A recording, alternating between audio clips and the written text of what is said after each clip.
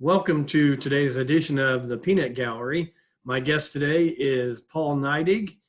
He is a 31-year veteran in the educational system. Actually, he spent 31 years in the Evansville School Corporation.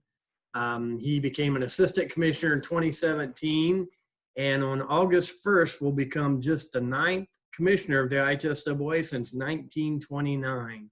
Welcome to the show, Paul. Hey, glad to be here, Chris. Interesting times, but you know what? We're going to keep plugging away and talking about high school athletics, but I really appreciate the opportunity to join you today and talk about some of my passions in life. Well, I'm glad you could be here. Let's just start out with what got you to where you are today, what led to being an assistant commissioner 4 years ago, and about taking the reins in August. Well, it's I've had a pretty traditional school path, started out as a teacher, and I always consider myself a teacher first and foremost. What we do is about educating kids, and we can sit in a lot of different seats and do a different role, but our goal and what we do, our decision-based, always needs to be what's best for kids. But I taught and coached a little basketball along the way. I don't think I was as good as I should have been at it, but I tried. Then I got a chance to move into administration, high school athletics, became an athletic director, eventually oversaw the district athletics for Evansville School Corporation, and then moved into administration. Served as David Smith's chief of staff in Evansville during my last stop in the school system there, and somewhere along the line, I became a board member here for the IHSAA, and got to see things from a state vantage point. I knew what my little corner of Southern Indiana looked like, but I didn't know what Gary, Indiana looked like, in Indianapolis, and different places. So that and through the leadership and mentoring of Blake Ress and Phil Gardner, I was able to open my eyes and start to see what things look like from a state-ran athletic perspective. So served on the board. Opportunity to retire from teaching, the teaching side of it, or the school system, and come here and work was a dream come true, and it certainly has been a great ride, and happy to be here today. Now, you were appointed to take the reins August 1st. That'll be a month after, I believe, everyone's been okay to go back to practicing and those types of situations. When you first found out that you were going to be the next commissioner, what were some of the thoughts that went through your head, and what are some of the people that you thought of that have influenced your career?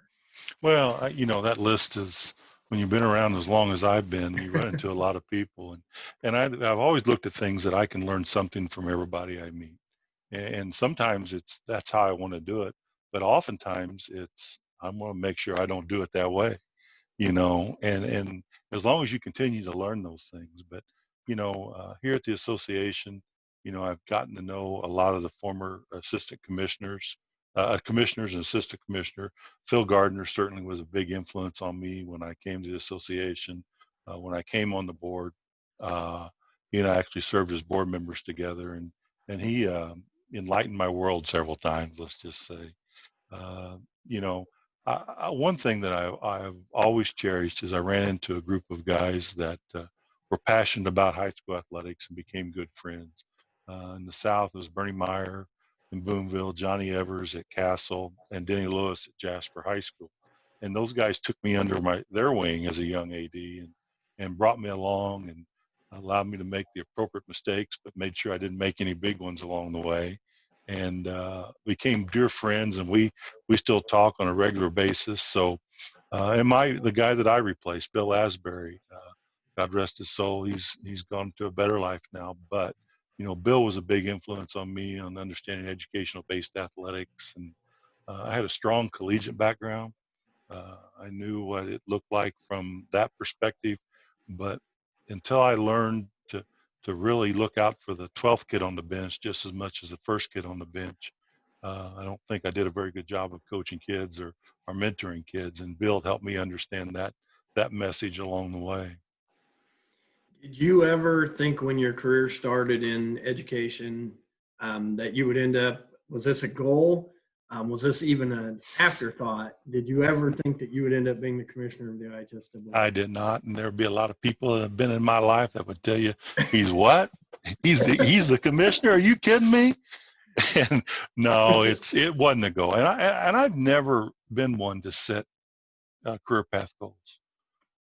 I've always tried to take what's been handed me and do the best job that I possibly can at it. And I figure if I do a good job, the next thing, if there is a next thing, will take care of itself. And that's the way I've always tried to approach things. The job here, there's one commissioner of athletics in the state of Indiana. And I think if you set your goal, or that's a single prize for you, I think there's a lot of great people in this state that could do a good job here. A lot of it's timing, if you're available at the right time. But we don't go through commissioners like water here, and hopefully they don't get me out of the door here very quick. But it's I just worked hard and like to think that I did a good job along the way that put me in a position to do this when the opportunity presented itself.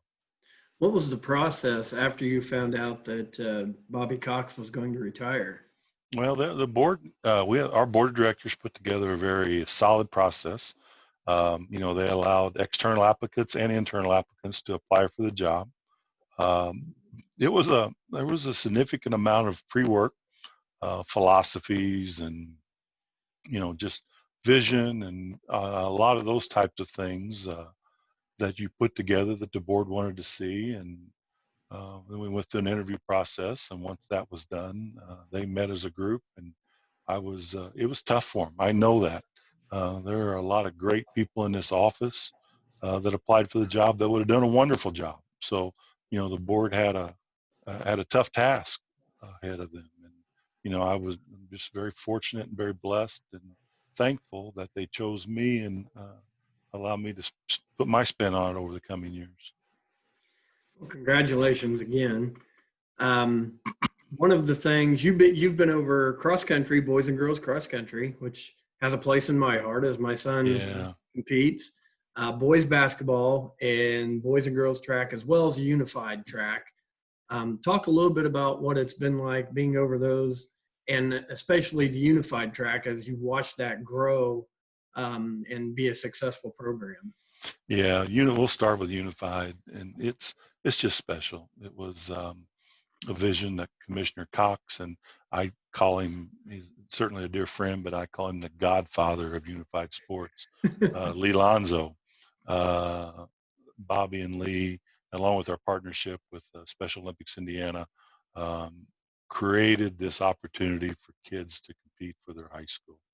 And, there's Special Olympics have been around a long time, but it's an independent run organization in a lot of places. And when you put that school uniform on and competing for your school, it just brings something special to the table. And that's what unified track and field has done. And it's only grown and gotten more popular over time, and will continue to do so.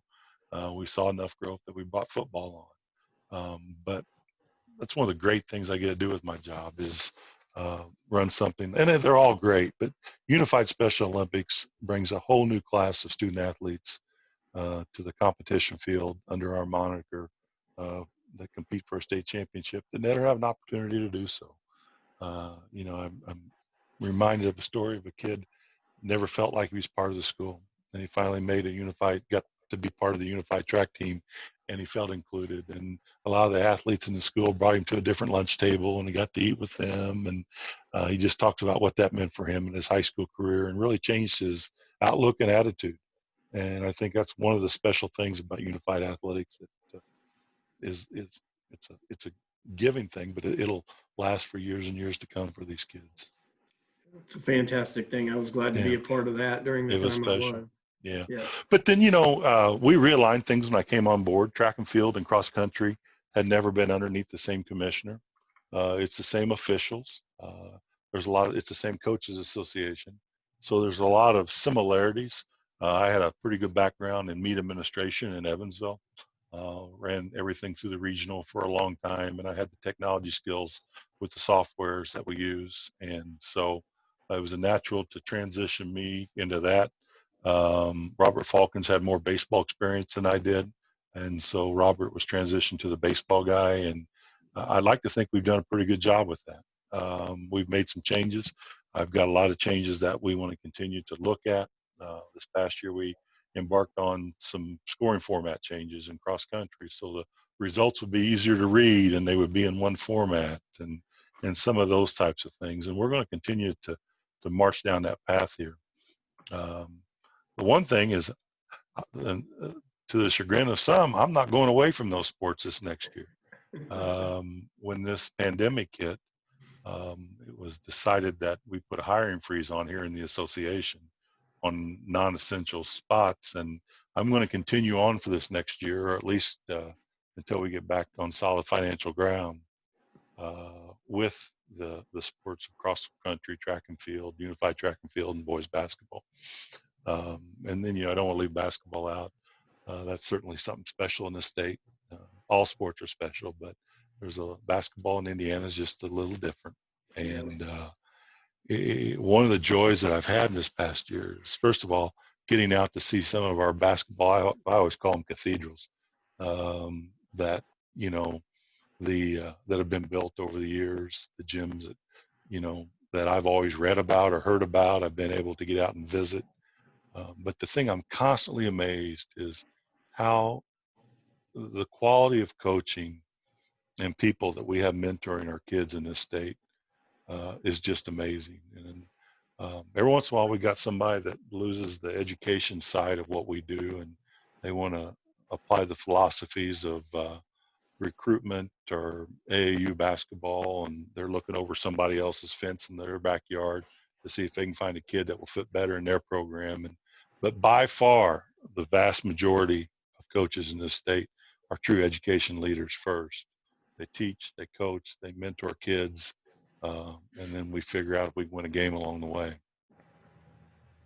Overseeing basketball, what was it like this last spring? Obviously, things were kind of being dictated as to how it would go, but just what kind of atmosphere, what things did you have to deal with as you put a stop to basketball season and we had 64 winners to end the season instead of 4?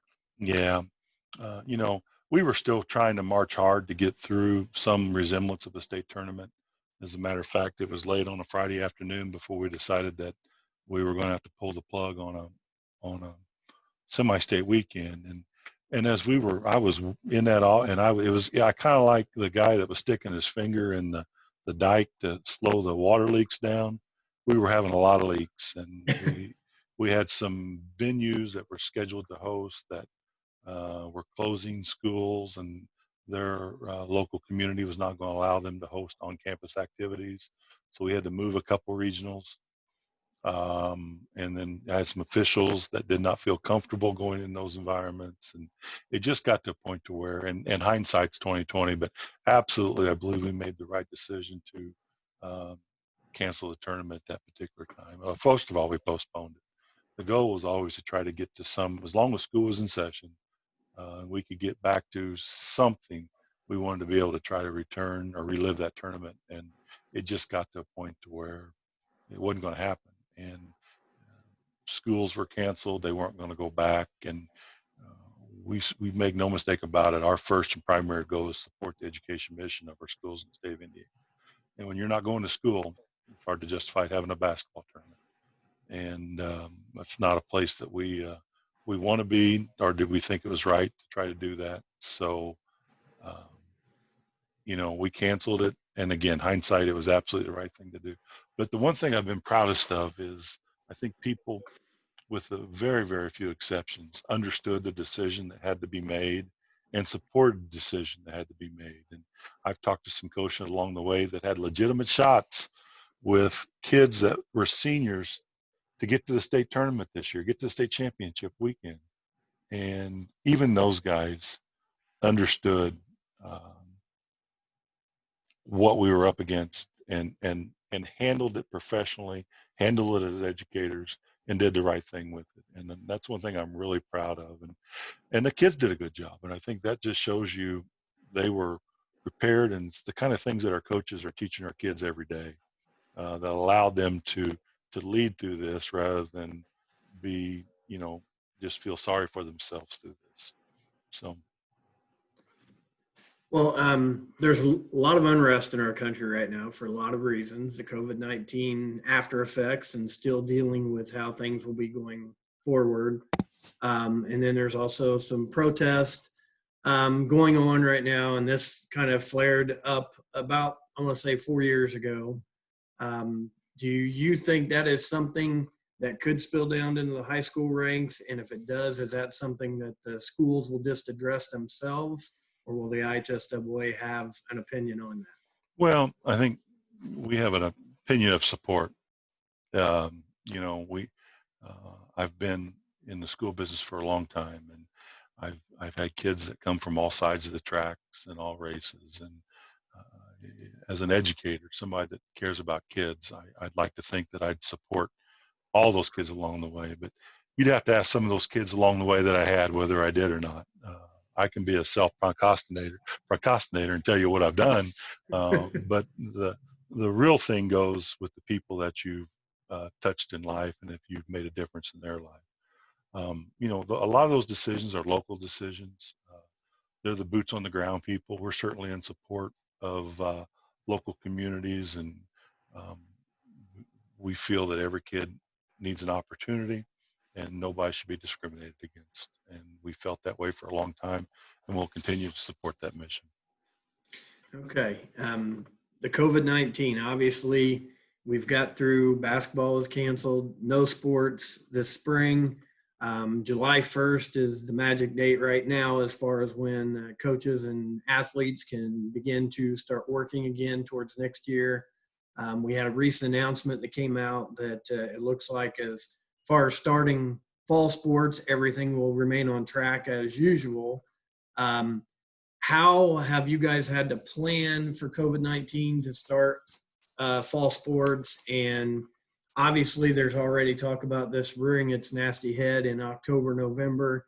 Is there a contingency plan if that would happen, or you guys kind of have to take it day by day and take guidance from the DOE and the governor? I think all of the above. I think we try to take a broad look at a lot of information, but at the end of the day, we rely on the information we receive from the governor's office and, of course, the Department of Education. Starting July 6th here, our coaches can get back in contact with our kids. We have a 2-week, what I call an acclimation period, where they're on campus, they're with their kid. But we did limit the number of hours that they can be on campus, and so we want to bring our kids back to some form of conditioning, especially those that needed. We have a lot of kids that support themselves along the way, and we've got to get those kids back in touch with our coaches so they can get that support structure, and let's get them back in condition. And then we move into what I call July 20th, we move into a normal summer period to where summer activities as we've had them in the past can continue. But everything is set forth right now for traditional return to fall sports with the same timelines. Now, what I tell, we have to remain nimble though. We're giving you what we have now. Once that guidance came from Department of Education, and they thought they did a great job with that, came out, then we laid what we do on top of that. And then we provided some guidance to I met with there was 400 people on a call yesterday of athletic directors that I went over some things and that were specific to what the association does. And it was good feedback. Been answering emails most of the morning for additional questions. But, we could get 2 weeks out from now. I think nationally there's been some things that are going to give us a better picture in the fall with Memorial Day weekend and some of the gathering that went on, and certainly the protests that have been across our country and the social distancing not being observed. And if we make it through these periods of times without big spikes, I think it's going to be a good sign for the fall sports. So right now we're on track to return to our fall sports season. We'll follow social distancing guidelines or gathering guidelines that are put out from the governor's office. But we're going to contest them and we're going to play them, and I think we're going to have a good fall. I really do. Chris, you asked about looking ahead, and I try to resist from doing that. There's a lot of procrastinate. I'm struggling with that word today, but there's a lot of, we'll call them pontificators out there. How about that one? That say, well, you need to move the tournament up, and so we can make sure we get it in when this comes back in the fall. Nobody has that crystal ball, and it's kind of like, I look at it kind of like, if we cancel a baseball game because of a forecast in the spring, we're never going to get a baseball game in, and I don't think we can operate our business based on forecast. I think we have to deal with real time, and if it becomes necessary that we shut things down again, that's just what we're going to do, because it's the safe thing to do. But we're going to march through and plan for a regular season. That's kind of the mode we're in right now. I read an article just yesterday, actually, in the Fort Wayne Journal-Gazette that mentioned that nationwide and statewide, there's been some surveys, and you can take those with a grain of salt, obviously, that 30% of parents are at least considering putting their kids on online schooling and not sending back to the brick and mortar buildings. How does the IHSAA look at those type of situations as far as athletics? Well, I think we fully support a parent's decision. If they still want to socially isolate, I think that's a decision that a family needs to make. I don't think you can make that decision, and I don't think you can make that decision to socially isolate and do an online version or online schooling, and then step back into the competition arena and go play football on Friday night with kids. To me, those two decisions are counterproductive. I think if you want to play football on Friday night, I believe it's you probably need to be in school during the day also, and I think that's kind of the way we look at it. And we do have rules that address virtual schooling, and we'll apply those as we have every other year. Okay, well, I want to congratulate you once again. Like I said, just the 9th IHSAA Commissioner since 1929. And you've done a great job with cross country, basketball, track. I've ran into you many times over the years and always enjoy our talking and time together and supporting the student athletes across Indiana. And I just want to wish you the best and thank you again for coming on today. Chris, thanks so much. And I appreciate the opportunity to visit with you and your fans out there, or your listeners. And, we're going to keep working for education-based athletics. And one thing I'm always going to be focused on is the last kid that makes a team just as much as the first kid who makes a team. Well, I appreciate it again. And thank you very much. And we'll see you next time on the Peanut Gallery. Thank you.